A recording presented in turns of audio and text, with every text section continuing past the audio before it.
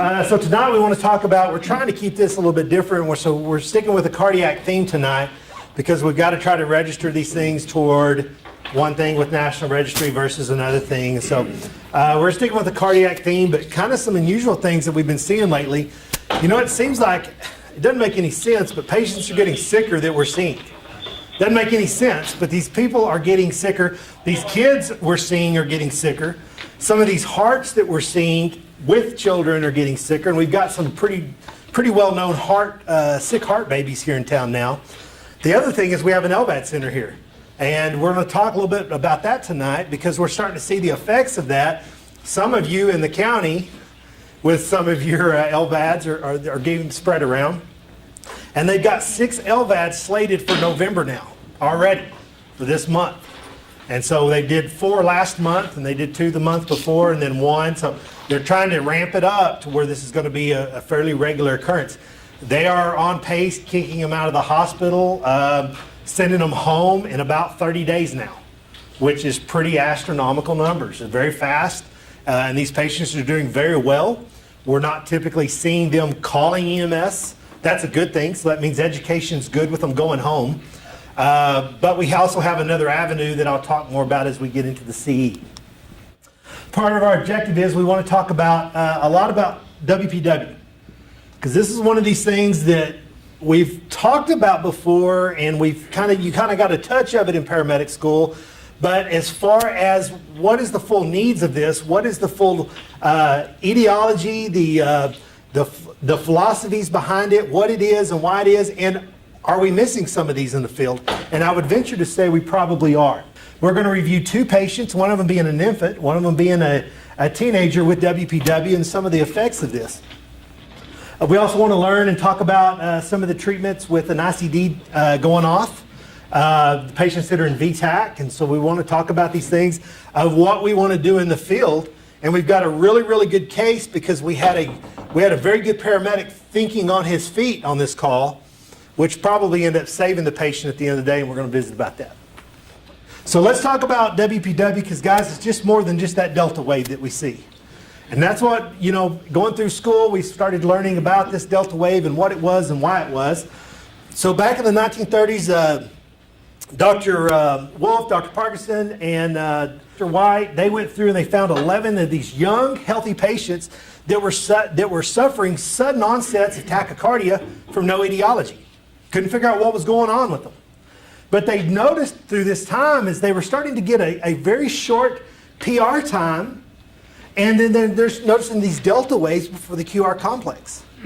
And you know, as we move with these protocols, we want to talk about not only how we treat them, but why do we treat them? Because it's great to know the reason, it's great to know how to treat them, but guys, if we don't understand the why to it, we've lost the purpose of these protocols, because these are thinking protocols. So the epidemiology behind WPW, the average incidence of excitation of WPW syndrome, about 1.5 cases per 1,000 people. And so that's not a lot, but guys, when you start talking about a population of 238,000 people in Lubbock, theoretically that gives us at about 357 WPW people or patients that we may see on a regular basis. So as part of this process, this can increase these things, and we know when they get a little excitation and they start to get this SVT, it sure can run into a problem for us, because there's drugs we can and we can't use with this. So that's approximately about 4 people are diagnosed with WPW each year out of 100,000 people. So we're getting new people all the time being diagnosed. And guys, being diagnosed is one thing, and how are they diagnosed, and we're going to talk about that. So we start talking about the delta wave, and we talk about, because everybody knows the delta wave, everybody knows what we're supposed to be watching for that. But, and I was confused on this as a young paramedic, because I thought a delta wave was seen in every lead, but it's not. So this is a 12 lead of a 7-year-old with WPW. It looks fairly normal, you would say, except for, yeah, I've got some inversion here, so I've got to start really being concerned. What's going on with this kid? And a 7-year-old, you start to get really concerned because you're thinking, man, they got a young, healthy heart.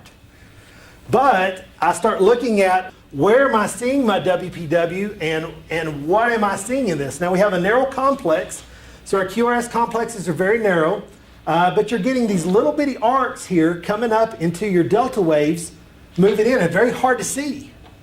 And you think, I take a quick glance, and I may just have to look at it. Guys, this may be something I'm going to have to really get close and really study this 12 lead. Now, what caused them to run a 12 lead? I don't run a lot of 12 leads on 7-year-olds. I don't. But if a 7-year-old says, oh, I'm having chest pain, and I'm going, oh, does it hurt when you take a big breath? Are we talking infection? They're saying, no, it hurts all the time. I've got to key off on that with, may have something here that we really need to look at. But the delta is very prominent in lead 1. You can see right there, you've got a very short PR interval.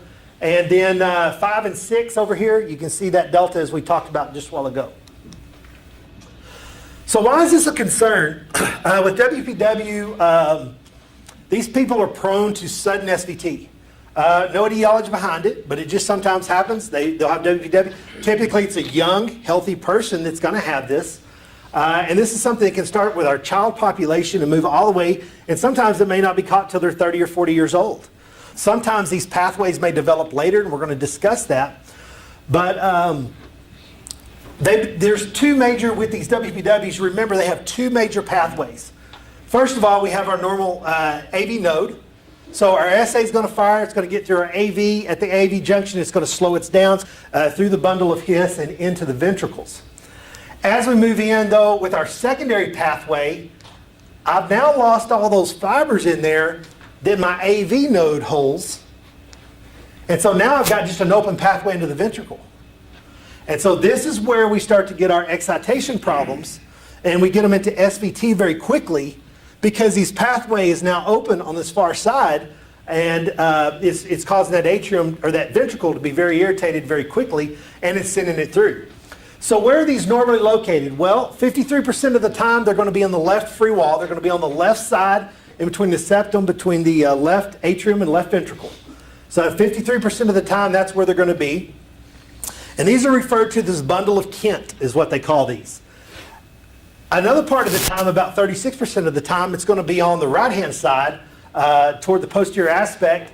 And so remember, again, these pathways, these holes, these extra ways that this electricity can get through no longer has the characteristics that an AV does to slow things down.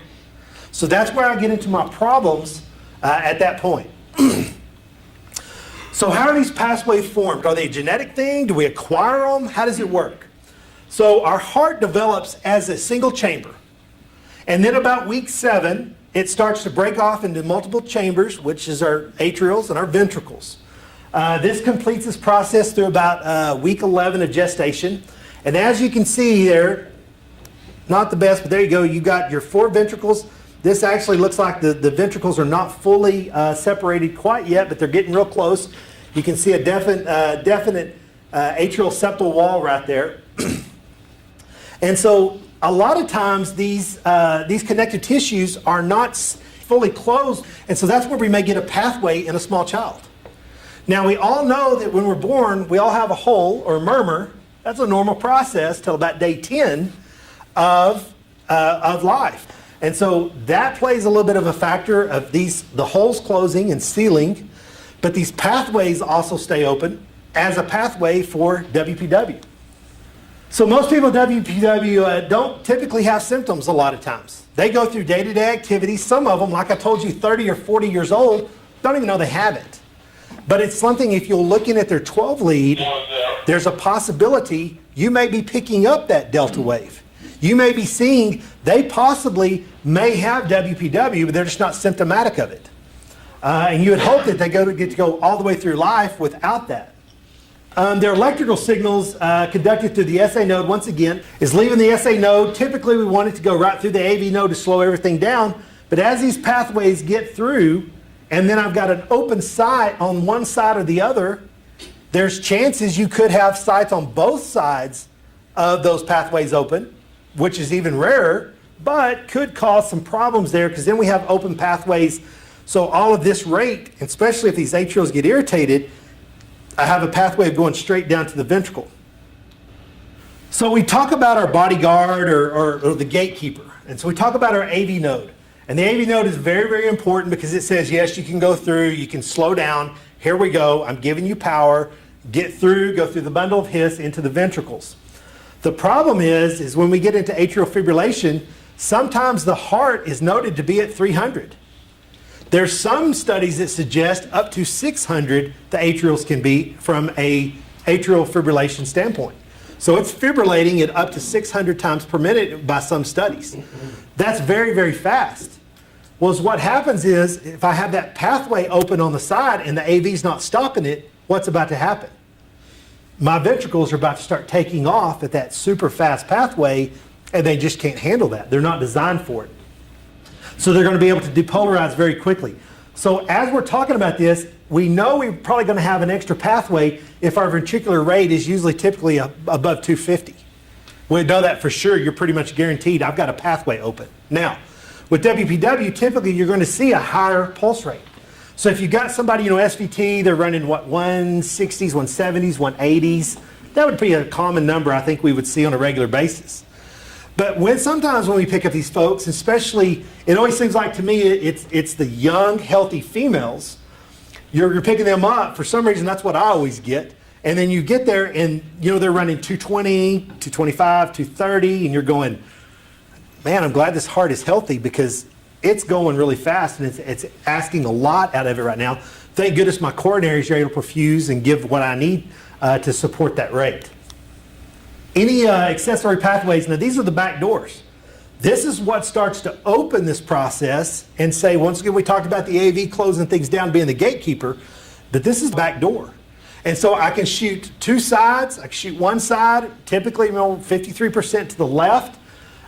It's going to let the atrial rate through, and a lot of times these can exceed. Sometimes you could see a ventricular rate up in the 300s at some point, which would be just scary to me. I mean, that's going to be so fast you're not going to be able to see anything going on, especially not a delta wave at that point. Very, very condensed and very, very tight and close together. So what causes our delta wave? Because this goes into the why. And so I want to understand that as this goes through, if I'm coming through right here, that's where we get that PR interval pause going through the AV node. So I leave my SA node, I get to my AV node, and it slows it down, and that's what gives me my PR interval pause, to where I have that small space between the PR and the QRS complex. Is what we see here, this is why we see the delta wave, is it's going through the extranodal pathway over here, and so it has nothing to slow down, so the QRS complex, the ventricle, starts to fire. That's what's giving us a delta wave. We're actually seeing the QRS complex firing early on that side and saying, here I come. Here comes my ventricle in place to start to beat. And so that's why we're seeing that delta wave at that point. That's where we get our PR interval being shortened. And sometimes you'll see that PR interval setting right up against, you still get a little pause. That's probably still a pathway, but if we get a delta wave, that's pretty much for sure we're going through an extranodal system. So what's the big deal about this extra pathway? Well, the problem is atrial fibrillation, or if we get premature beats, atrial or ventricle, it doesn't matter. I don't have anything slowing it down at the AV junction, as we talked about, and so that portion of it is saying, hey, you're free to go. Atrial, you go into AFib with RVR, that's probably where you're getting some of that. You're getting some of that SVT, or what you're seeing, you're thinking is SVT, but it's going so fast you really can't tell. How many times have you been able to diagnose an SVT without anything but a 2 lead, or a lead 2? That's why we like to run a 12 lead, so we can kind of see what's going on, and we can see it from multiple views and try to see, is it regular, is it irregular, where are we at in the process? So AFib, we're talking sometimes typically on an atrial rate, at least 150, very quick, and these processes have no way of being slowed down now through the AV junction. Therefore, they're able to go through that extra pathway and slip through. My ventricle's not only irritated, thank goodness, hopefully these are young, healthy hearts. I have good coronary vessels at this point, and so I'm able to feed that process. Atrial WPW is particularly dangerous, and this is what is the #1 cause of sudden cardiac arrest with patients with AFib, when they have extranodal pathways. because the ventricles can't handle that. So therefore, that's a number one cause. You may get a 1-to-1 conduction. You hear us talk about, a 1-to-2, 1-to-3 conduction in your AFib with RVR. So your atrial rate may be noted clicking along, it may be 200-300, but your accelerated rate from your ventricle side, you're running 150, 160, 170s in that neighborhood. So that's where you've got your conduction of 1-to-2, 1-to-3, but there is a possibility of having a 1-to-1 conduction. I personally have never seen that in the field. I'm sure you probably have in the emergency room at some point in time, but it's extremely fast and very, very confusing because that rate is hard to know. Is it regular? Is it not regular? Do we have delta waves? Do we not have delta waves? The fortunate thing about this is atrial fibrillation, this affects about 15 to 30% of those with WPW. So it's a fairly low percentage that we're going to see in those patients. Thank goodness, because once again, this can be a very dangerous rate to cause associated with sudden cardiac arrest. Since we have this extra pathway, and my rate is now noted at 150, 160, is it narrow or wide? If it's a wide complex, we don't need to go any further than that. That's very simple at that point. I know I'm in a VTAC, or what I'm going to presume is VTAC at that point until proven otherwise. Then we start talking about where are they stable or are they unstable. The other portion of this is the reentry beat. So we have AFib can cause that accelerated rate, maybe into VTAC, or we have the reentry. And the reentry is PVCs and PACs that can initiate the supraventricular tachycardia. So they're not going through, they're not being slowed down. They may be generated from the lower portion, from the ventricles, and they don't have that normal pathway. So that's going to cause that reentry, and that can cause that accelerated rate from the topical side. As we move in and we start talking about these rates, once again, these WPW rates a lot of times are well above 200. 220s, 230s, 240s, 250s. Guys, that's very, very difficult for you to be able to see a delta wave. And that's very hard. That's why we want to try to get a 12 lead on these people. We're going to talk about that, why that 12 lead is so important. But as you can see, this rate is about 200. I mean, it's so crammed together, you can't see anything. You can barely see an ST segment, and it's all slammed together, so it's really not able to see exactly what's going on. This is where we want to start talking about our patient. Are they stable? And how are we going to gauge that stability of our patient? So we have a WPW pattern. And a WPW pattern is, this is maybe your 30-year-old that you do a 12 lead on and says, well, I'm having some palpitations, I'm not really, or I'm just feeling weak, I'm not, or it may be I'm having the flu-like symptoms and I happen to run a 12 lead on them because they're a 35-year-old female, and we all know, that's going to be that increase for a cardiac at that point. And I may look at that and go, oh, they have delta waves.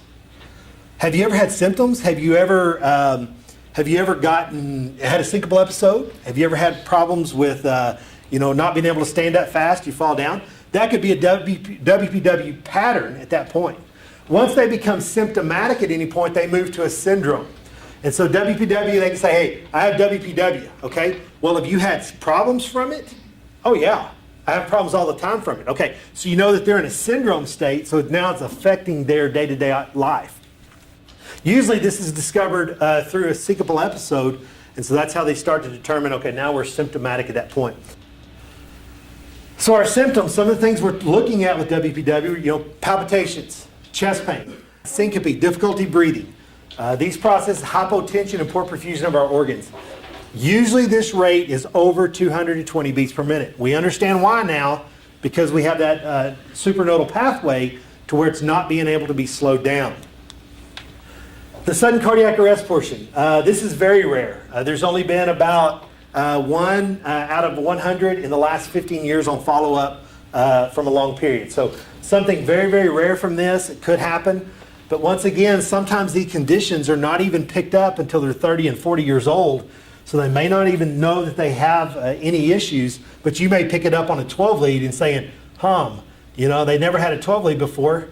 I mean, if you got a 30-year-old that's never had chest pain or never been to surgery, the chances of them having a 12 lead may be very slim. So you may see the first one to it. So what do we need to do in the field? First of all, assess our ABCs just like anything else. We want to talk about, is our patient alert? Are they answering questions? Mental status is very important to us. I may not be able to function at a blood pressure of 60/30. But you get a smaller female or smaller male that may be used to lower blood pressures, at 60/30, they may tolerate that just fine and be alert and oriented. And so it's hard to buy off on, at this blood pressure, I have to do this. At this blood pressure, I have to do this. That's hard to say.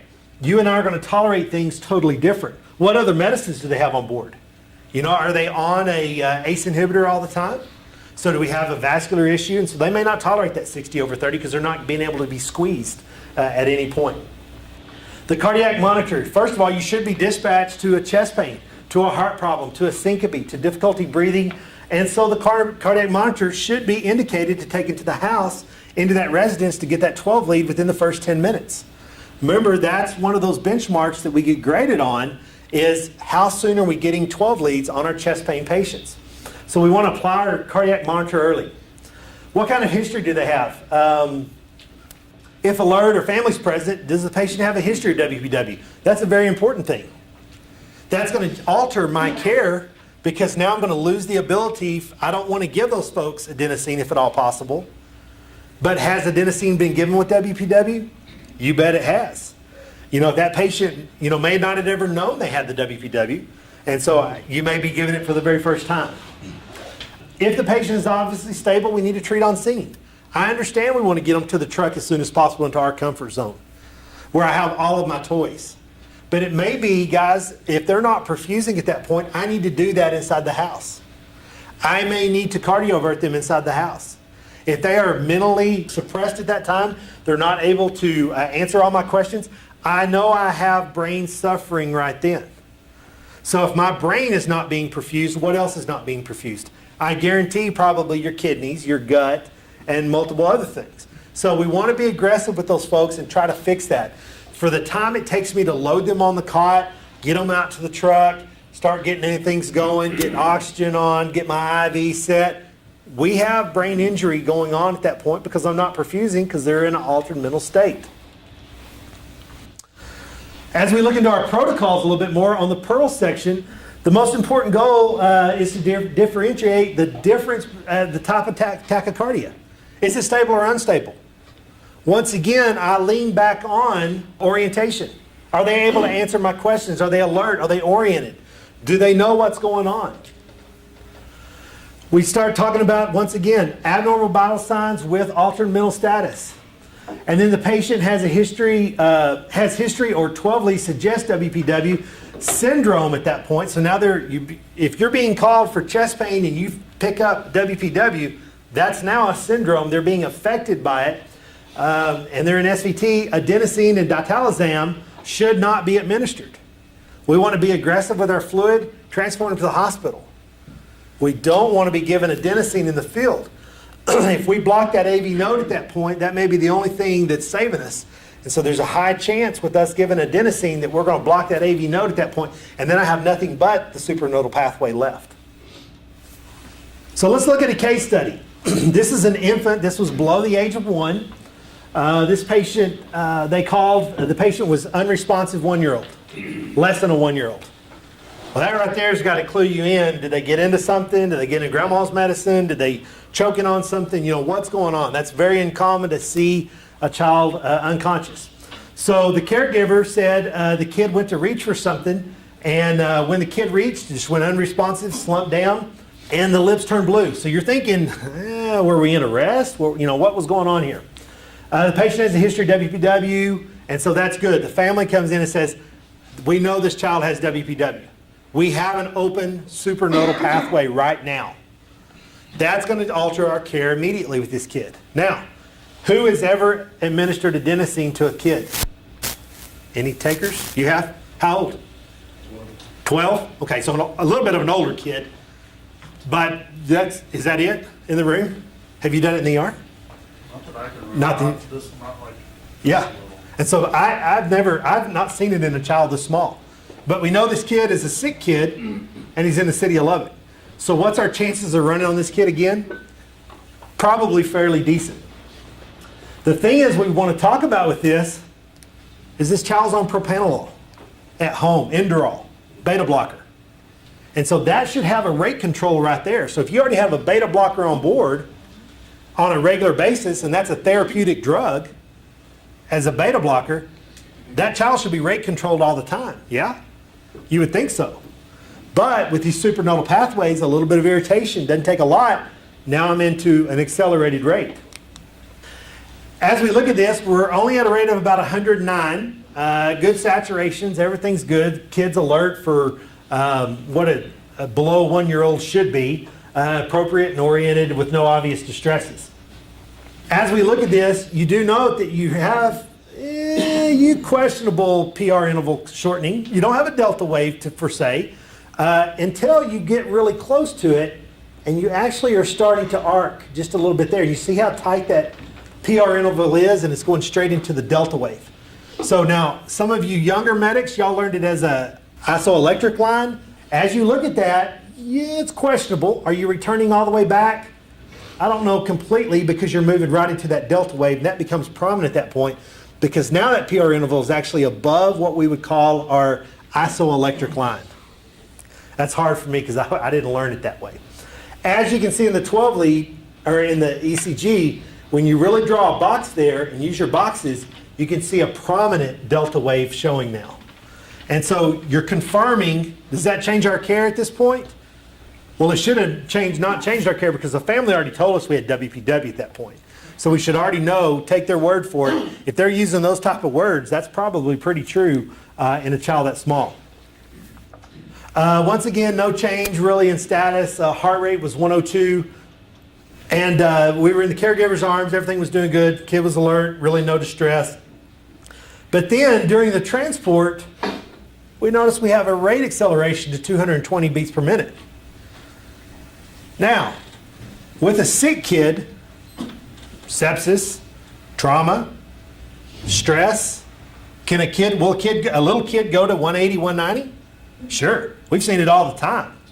But to go to 220, we've really got to start thinking, what's the etiology and what's our processes? So patient number 2, this patient's in her late teens. Father called with seizure-like activity, states that there was a period onset of weakness in both arms and legs. Father states they did a MRI back in August, and it came back negative for anything. Patient has been seeing her CPP and a neurological evaluation because they have weakness. So we're thinking about, weakness. Okay, so we're weak today. Now we're extra weak, and we have possibly, we even talk about a positive Cincinnati stroke scale. As you can see, documentation was absolutely incredible. Very detailed, talking about exactly everything they found, and every portion did a thorough workup.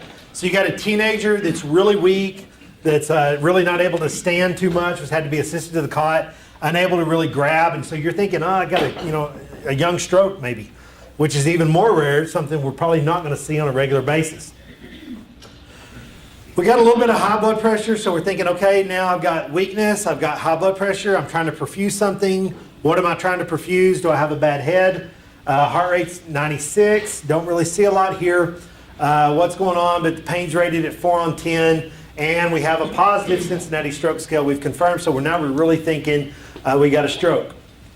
Then we put them on the heart monitor, and hindsight being 2020, we look back at this, and she was never been diagnosed with WPW before.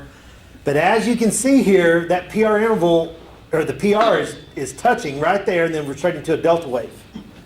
We don't really catch that too much, especially with never been diagnosed with that before. But for the first time, now we've got it on a lead, we've got a printout of it, and this can be very valuable to what was going on. As we notice here, we start to talk about, they did a 12 lead, which is a great thought process on their behalf, because now you're able to see these delta waves a little bit more prominent, and then you get also, now you're just seeing from Dr. Zoll down here that you've got a normal sinus rhythm with a short PR interval. That should key you in right there. What am I, I've got a young healthy person, fairly healthy, within the last month, is starting to have some neurological, we think, problems, but they're still really not sure. But now our rate's up from 96 to 130 almost. And so we're looking at that and saying, okay, now we got a bundle branch. I'm not going to buy off on your bundle branch, Zoll. but it's still got that process. We've got to start looking into what's going on. And that key right there with that short PR, because guys, I'm going to be truthful. I look at that 12 lead and I don't pick up a delta wave and I don't pick up a PR interval very quick. Especially in somebody that I'm concerned about a stroke possibly. And so this is where this can be vital information for me to read that, and now I can go, oh, I need to look at this a little closer. Do I have delta? Is it really a short PR interval? You've really got to be concerned here what's going on. Once again, a short PR interval. And if you start to look and you're seeing this huge delta, and you start thinking, at what point do I have to start treating this? Or what point are we going to say, okay, now we're in a syndrome. Now we're still thinking stroke at this point.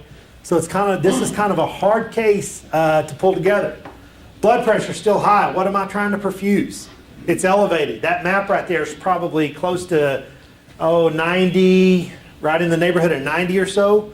And we know with a bad head, between 90 and 110 is what I need on a map to perfuse their brain if I have an occlusion there or I have a bleed. They don't really show any significant changes at this time, but this was a very, very short trip to the hospital, less than a mile, so there wasn't just a whole bunch that was accomplished at that point. They went to UMC. They have bilateral paralysis to all extremities by this point. So I'm still thinking neurological, but now I've also picked up a WPW side of it. And so that can complicate things. So what was her outcome? She got chest x-ray, CT scan, labs. All were basically normal. An older teenager, we're definitely thinking what drugs we have on board. Drug scan was negative. Weakness with a WPW pattern, that was the initial diagnosis. These symptoms were ongoing for about 3 weeks, and this episode lasted up to about 8 hours. The MRI was performed in her hometown recently and was considered normal. But the patient reports she's been experiencing heartbeat faster with episodes of feeling cold. And so I wonder, were we having these periods of WPW kicking into an SVT? Or maybe even a wider complex at some point. I don't know exactly. They denied any form of travel, camping, or use of any drugs. So that was all good. Cardiology notes. For the first time, we now have a WPW diagnosis. Was that causing her neurological problem? I doubt it. But, and the cardiologist says the same thing, they doubt that's the cause, but does this arrhythmia start causing problems for her long term? Or does it magnify what she already has going on? So it's something that we have to really look at. And so they schedule up with a neurologist for follow-up. So I agree in this case, it's really hard to connect that WPW to the neurological stuff. I almost wonder though, could it be almost an anxiety type reaction? You can imagine if you kind of have that SVT, and we've seen it, it's going to make you really anxious when you feel your heart. Yes. Did anybody consider her Imitrex use for those symptoms? She was on Imitrex. Yeah, it's certainly, I think, a possibility. I think I would have considered changing or giving something else a try to see if that was contributing. But that's not a typical way WPW is going to present. So I think Chad's done a great job kind of going over the EKG findings, what have you. And we want to be careful because I feel like sometimes we get scared into thinking, oh my gosh, I'm going to give this SVT patient that actually has WPW and I didn't know it, I didn't see it because the EKG was too fast. I'm going to give them adenosine, and what's going to happen? Like they're just going to die and the ambulance is going to blow up. That's not going to happen. Even though we talk about we don't really like to give it to WPW patients, do they end up getting it sometimes? Sometimes it happens. I think the real key is really that stable versus unstable. And, remember that that's not just a vital sign. That's kind of what ACLS often teaches us. Oh, if they're hypotensive, shock them. That's not always the case. We've all seen a patient with 80 over 40, and they've got a really funky looking rhythm, but they're up talking to you and look just fine. And somebody has a 120 over 80, and they're almost lethargic with a funky rhythm. That person needs shock. The lower blood pressure, don't care as much about it. So you really want to combo those together. Shock when needed, and otherwise, end up to the hospital. What are we going to do in the ER? Anybody know kind of what the gold standard is for WPW, medication-wise? Procainamide is usually the medication, but in reality, what we often will do with this patient is give them a little Versed and just shock them. More of a controlled cardioversion. So any questions? One, that's the 1 in a million chance. I mean, that's going to be pretty impressive to pick that up, certainly on a 12-month-old with WPW. I don't think I've ever seen that. Probably never will. Another thing I'll mention, because you might see that second case, like, oh, why didn't the medic pick up that WPW? I don't fault anybody for that. I mean, I guarantee you, I've seen patients with WPW that I completely miss. It can sometimes be difficult to tease out. As you see on those EKGs, it doesn't jump right out to you. But if you pick it up, that's awesome. So. One of the take-home points from this is just if you've got a young, healthy patient that's in SVT, have a high concern there, that there's a possibility of that. We know it's only about 1.5 in 1,000, but that still gives us 357 of them roughly in Lubbock. So it's something we've got to think about in that young patient. Okay, that's kind of the house. I'll mention, just at the start, we're talking about patients are feeling sicker, or we're feeling like we're seeing sicker patients. Why do y'all think that is? Or do you think that's true? Do you feel like that's the case? I think it's a product of modern medicine, right? We're talking about LVADs. Did we do LVADs 10 years ago? Oh, these people died. And now we have medications, we have procedures, patients are living longer. So of course, when they live longer, they present sicker whenever they do deteriorate. So, and I do think that we're seeing sicker patients when you look at everything globally, but it's because medicine's getting so advanced. Just imagine how sick patients are going to be 20 years from now. I'll be retired. I hope. You'll be one of the sick ones. Yeah, I'll be one of the sick ones. Okay. Now they'll all let me die, so it'll be okay. All right, so let's talk about amiodarone a little bit, guys. The drug of jack of all trades and a master of none of them. And that's what a paramedic is. It's jack of all trades and a master of absolutely none of them. You got to know a little bit about everything to make this job work. So let's talk about amiodarone a little bit. One of the ways, the 4 ways that amiodarone works is, first of all, it's a sodium channel blocker. This affects the refractory period, so it allows us, remember, we have potassium, sodium, and calcium all in our cells, and they chase each other around, and that's what causes contraction of the heart muscle. Calcium channel blocker, it also has it built in. This is going to slow the AV and SA nodes, the conduction down. The potassium channel blocker, this is going to, once again, increase the refractory period. And then you have a beta blocking properties in there, which is going to take care of the sympathetic nervous system side. So this amiodarone works a lot of different ways versus lidocaine for many years. That's what we used. And some of the old school medics in the room still pretty sold on lidocaine. Is that pretty fair to say, some of the older guys in the room? I'm still pretty sold on it, but I do like amiodarone too, so you kind of got to weigh that with that. But the basics of it, so you're seeing a lot of this at home now. Under pacerone, cortisone, you may even see it with amiodarone at home. They use it to take care of potentially lethal ventricular arrhythmias. The thing is, it can be used on atrial arrhythmias too, so don't get bought off on it's always going to be a ventricular side. They got ventricular irritability, and that's why they're giving it to them. It can be used for atrial, but there's other medications with fewer risk factors for that. We're going to talk about why these are risk factors.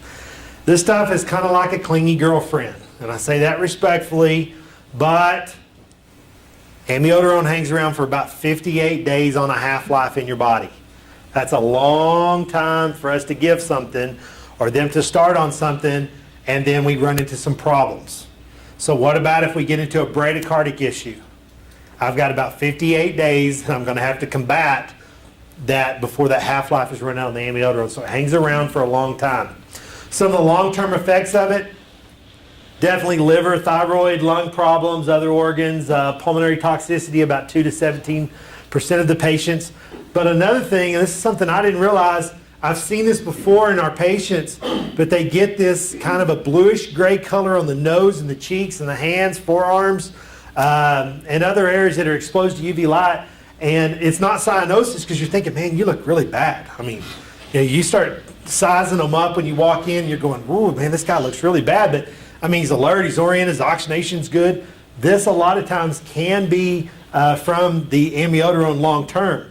As part of that, even if they stop the drug, it may take a long time, several months, for this to clear out and for this to go away. So this is, if we walk in and you're kind of sizing somebody up and you see some discoloration, and you look and they're on pacerone, you might want to go, ooh, okay, I know what's going on now. We don't look as bad. So some of the contraindications we've got to this, second, third degree blocks, Makes sense. We don't want to block it anymore. Amiodarone will suppress the SA and the AV through the AV conduction. Hypotension, some cardiogenic shock, that can be running some problems. So we have this patient they run on. He's in his 40s.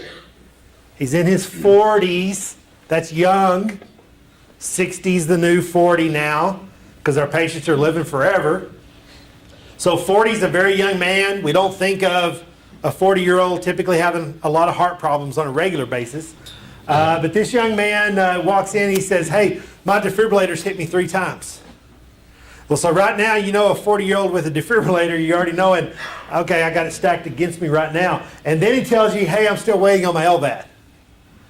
And so you kind of start going, okay, now I know he's sick. He's a very sick heart at that point. As you can see, bradycardia, MI, okay, well, he's bradycardic, and he's probably on home amiodarone and DILT.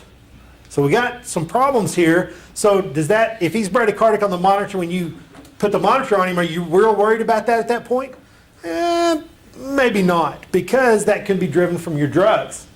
We start talking about MI, he's already had a bypass, cardiac other, not sure what that one was, but we have a cardiac coronary disease, palpitations, dysrhythmias. Makes sense with what he's given on a regular basis.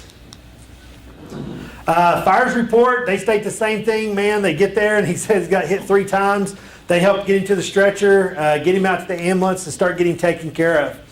We get out there and then on the way out to there, he gets shocked again while they're going out to the ambulance. Now, who's actually been there when somebody's ICD's gone off? What do? Oh, here it comes, because they can feel it, they can hear it, and they start kind of hanging on, and you're going, what do you even do for you? You know, it's kind of a bad feeling because there's not a lot you can do to help them. At the same time, I'm going, if I don't have a cardiac monitor on, I'm going, I wonder what rhythm they're in. So, you know, that's one of those we want to get that monitor on quickly. Decent blood pressure, you know, decent heart rate. We don't see a lot here. You know, everything looks pretty good. Yeah, his glucose is a little high, respirations, but we know this guy's, you know, a little bit, he's very sick. He's almost a train wreck at 40 years old, in the 40s, and being young and being sick. So we get our initial on the heart monitor. Yeah, okay, we got some pacer waves, you know, coming in. They're not all the time, so we're not in a demand mode at that point, or we're in a demand mode at that point. And we start to really look, and now we notice that the patient's in a sinus rhythm. He's paced. He's Brady. He's got some tachycardia. He's got some atrial and ventricular rhythms. And so we're kind of going, and then EMS says, hey, we're at 36 to 260. We're all over the place with his heart rate. So what do you buy off on? What do you take care of? What do you treat? This is one of those we probably add our favorite drug, diesel. And we get him to the hospital as quick as we can and say, ER doctor, here, it's yours. And what's he going to do? Okay, so we all know where we're going with this, okay? They don't need a paramedic here, they need the cardiologist. They run a 12 lead, great job, and we have an AV block, we have occasional premature ventricular complexes, we've got a right bundle branch it's saying, and we've got a biphasicular block. I mean, it really doesn't know, because when you look at this guy's 12 lead, it just looks bad. And it's one of those that the paramedics are kind of getting in the back, and you know, the cardiologist is coming in and going, yeah, let me sit down for a minute and take a look at this one. You hand this to the ER doctor, and what's the first thing he hands it to? The cardiologist and says, here, try to make note of this and see what's going on. So as you can see here, we got some wide complexes. If this was faster, I would be more concerned to thinking I was getting into a VTAC. You know, then I need to start being aggressive and treating, right? Because I don't want him to go into VFib. But at the same time, I'm all over the place with the rate. Okay, I'm buying off on some of your bundle. You know, it's just hard to say. This is just nasty looking on a 12 lead. They get an IV, does great, give him a little fluid bolus, you know, did a great job. You don't want to, he was waiting on an LVAD. What's his perfusion like? Probably not great. Okay, so I'm going to tinker with how much to give him. We get oxygen on board, and now we note this. And you're going, dude, it's, okay, I got a pacer that didn't catch anything. I got another one that's questionable if it caught 2 in a row. Okay, there's another one. And then you got this nasty stuff. Okay, there might be a run. And you're going paper, rock, scissors. And you're kind of starting to go, which way am I go with this? This guy's, his ECG's changing faster than the weather in West Texas. And so, as you can see, so it's supposed to be 80 tomorrow, and by the weekend it's going to be 30. So that's kind of the way it's rolling with this guy. As you go on, he's still having multiple rhythm changes, but he says, hey, I feel about the same. And sometimes we got to start looking at these folks, and we're going, which way am I going to run with this guy? Well, they gave him some fluid, so that's good to give him something to beat against. But now we're starting to really get into this. That's wide, that's a couple of wide nasties, and then I don't know. Those are FLBs in the middle, the funny little beats. Which way am I going to run with this? And then we started looking at this, and then he says, oh, here it comes, okay. And he holds his chest, and boom. And so I catch it, okay, now I'm having, for sure, runs of VTAC, and so now most paramedics are doing what? You're reaching into your drug box, and you're grabbing your amiodarone. Because you're going, I don't want to keep him in anything else. But the problem with it is, we kick out of this, we defibrillate him, and what do? We go right back into a paced rhythm now. And so we've got kind of a nightmare going on in the truck, but our blood pressure's still, okay, it's decent. It's good, a little high on one, but you're still, rates, it's calling 88. But he does a great job documenting, hey, it's saying 88, but in feeling it, I don't know. It's hard to say where you are. And then all of a sudden, here it goes again, wide, boom, right back into, but then look what it goes into. I don't know. It's still a nasty looking, wide, complex deal. So the paramedic does a great job here, and he says, paramedic made the decision throughout the call not to hang amiodarone due to bradycardia sometimes, and then pacing sometimes, and then that rate varies with arrhythmias. But guys, I would venture to say there'd be a few folks in the room that might say, from a conservative standpoint, is saying, I got to keep him out of this ventricular rate. And Dr. Troutman and I had to talk about this today. Which way do you go with this? What is amiodarone going to do to him if I give it to him? And I think it's something he's going to address here momentarily. So the diagnostic at the hospital, hip dual lead pacemaker, which knew that going into it. Labs, they confirmed he was in heart failure. Wow, okay. Patient started on an amiodarone drip in the hospital with metoprolol. So they added this with a beta blocker, long term, a big heavy beta blocker at that.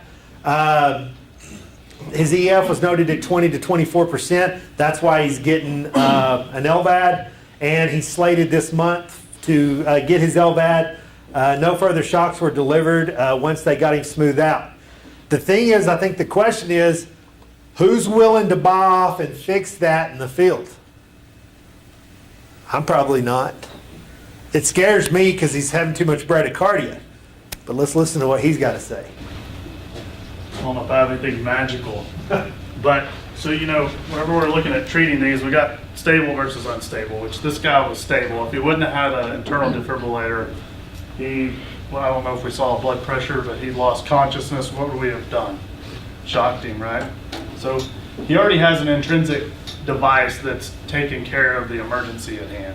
So I think that's key on. Ideally, that's keeping him stable, or that's fixing the instability and making it stable, if that's a weird way to say all that. I think amiodarone, and obviously that's what ended up happening in the ER. This guy presents into me, that's probably what I'm going to do, because you're kind of, okay, what else do I do? He's got a defibrillator. I can't just send him home and say, well, if he, VTAC or something, he'll just get shocked again, he'll be fine. So what else do you do? It's that. I'd really be curious. It's chemistry. I think there was a comment that it looked pretty good, but these patients get their sodium or potassium or something out of whack, and that's where you often see all these arrhythmias hit. And we know he's got a really sick heart. That's why he's on this LVAD list. His EF is terrible. He's got, I think, diabetes, hypertension, has everything else. So he's a very sick patient. This is back we're talking about, we're seeing sicker patients. A guy like this 5 years ago wasn't on an LVAD list, and he was on hospice care. And now he's going to get an LVAD, and he'll probably see his quality of life increase once that LVAD gets put in, and won't have as many problems for a while. It'll buy some time and more time with his family. So I think either or, could have given amiodarone, could have not given, and just banked on the fact that monitor, and if he goes into something, hopefully the defibrillator fires. If it doesn't, I would probably have our pads and stuff on. Those don't always work. They usually do. But you know, if a lead was displaced or something, it could be misfiring or misinterpreting, missensing. So any questions?